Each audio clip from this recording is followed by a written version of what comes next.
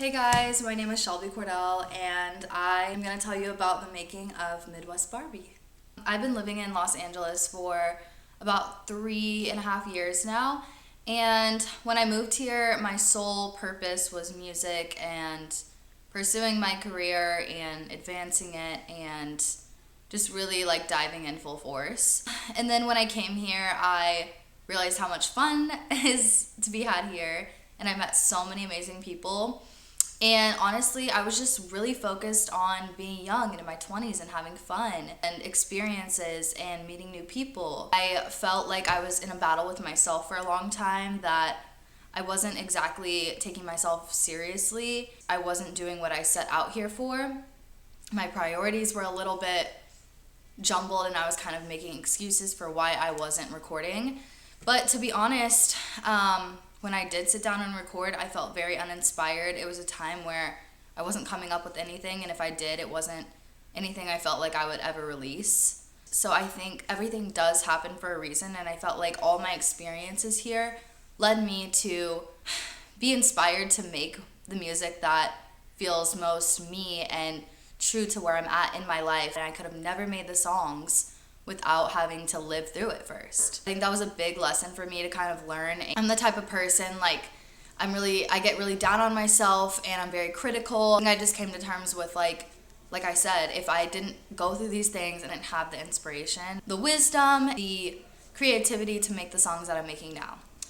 So Midwest Barbie. How did I come up with the name Midwest Barbie? So I'm originally from Bloomington, Indiana. Indiana is obviously in the Midwest. It's a huge part of who I am, what makes me me. The Midwest forever holds a part of my life. I mean, I spent the first 23 years of my life there. And I feel like when I left Indiana, I was so ready to leave. I know when it's time for me. It's time for me to grow and evolve.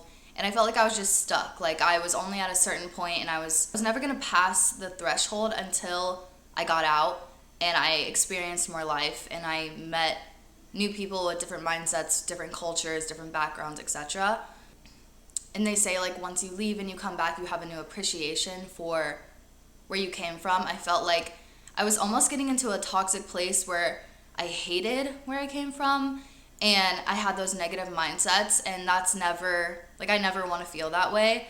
A lot of negativity towards just kind of the way of life there. I wanted something more, I wanted something different. Not that anything is wrong with that, like one or the other, but I really never understood. And I felt like the only way to understand was kind of getting out of that. And I would come to realize that I did learn that. You know, you think the grass is greener on the other side. Well, go find out for yourself. And so I did. I've learned to appreciate Indiana for so many things that I never did before. The beauty of nature, less people, community, things, traditions. It's just different lives that I have that are a part of me. It sounds funny, but I have also been like saying that it's giving Hannah Montana vibes. Like I feel like there's two parts of me and that I have love for both, and I like can't choose what I want.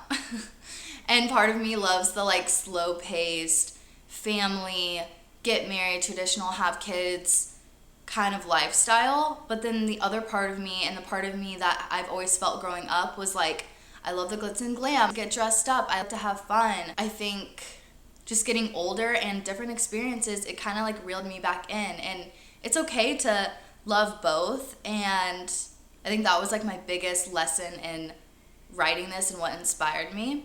So the princess comes from, like, obviously I'm very into fashion and makeup and girliness. You can kind of see that in how I present myself and how I dress and those sort of things. I just love making all sorts of types of music. I'm never going in with like one certain vibe per se.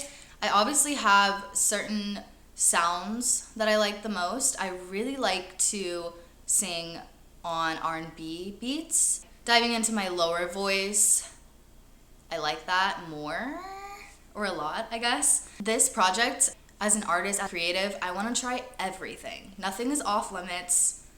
I don't want to be put in a box. I think that's the beauty of getting to do what I want, is I can literally do whatever I want. So I went on a trip to Nashville, Tennessee, where I was extremely inspired and I wanted to try something new with also bringing in like my LA side. So for the last several months, I really studied country music. I listened to a ton, all different kinds, listened to the different instruments that were implemented in songs. I read and researched different country artists now and then. I read Dolly Parton's memoir. I did research on how a country song is structured versus another song from another genre. I found it all very interesting and kind of wanted to dive into it. So the first song that is released off my project is called CUNTRY, and that to me was a very empowering side of me that is like my Shelby Cordell persona.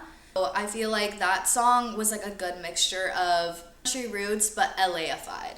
I took a lot of inspiration from my trip to Nashville and LA. So I mentioned Bootsy Bellows, which is a popular club that I would frequent. Tootsie's, which is a popular bar on Broadway. I say long way from the 405, which is the big freeway here in LA. First line of this song, it says, "Tequila makes her clothes come off." And funny enough, I was watching this girl's Instagram story. She had went to Nashville like a week after I did, and we're like social media friends.